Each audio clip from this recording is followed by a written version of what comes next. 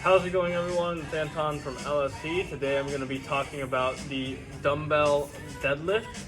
So this is a very simple variation that you can get into if you've never deadlifted before and you don't want to jump straight to a trap bar or a stiff bar or straight bar, as most people call it.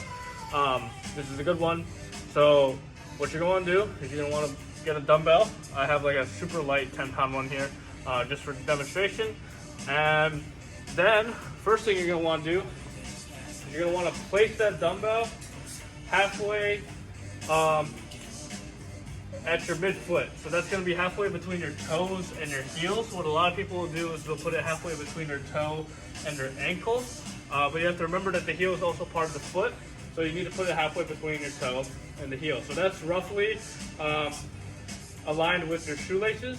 Next thing you want to do is sit your butt to the wall behind you. So everyone wants to bend with their, lift with their knees like so. You're going to want to use your hips as much as possible because that is the powerhouse of your body. Your glutes are very strong muscles. So you're going to want to be able to use those as much as possible. And the way you load them is by sitting your hips backwards. So I'm going to do that. I'm going to soften my knees, so I'm not going to go like this. I'm going to let them be soft and bent, but I'm going to push that back, and you notice my torso is facing the ground. My hips are nice and loaded. I feel some tension in my hamstrings already. Next thing you're going to do is push your shoulders down and away from your ears like so. That's going to straighten out your back and engage those back muscles that are strong. It's going to keep that spine neutral and safe.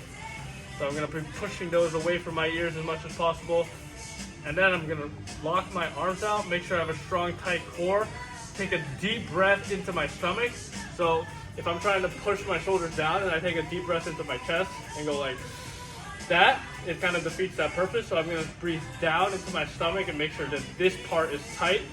So I'm going to be here, sit my hips back, push my shoulders down, engage that back, neutralize that spine. Make sure my arms are long. Take that deep breath into my core as I'm grabbing that bar. I'm going to make sure I'm tight all over. I'm going to sit down, and if you notice, this lightweight already wants to come off the ground whenever I sit down. So start to finish, I'm going to be here, sit my butt back, come over here, make sure my back is straight, my core is tight, and then I'm just going to push with my legs and stand up straight. So that is the dumbbell deadlift. As for stance width, so don't be all the way out here. Whenever you want to jump to touch the basketball net, the place where you're going to get the most power out of it is if your stance is about hip width. So don't have it be too wide. Just get your feet directly under your hips. Sit back. I'll do it one more time. Shoulders down and away. Nice and tight. Stand up.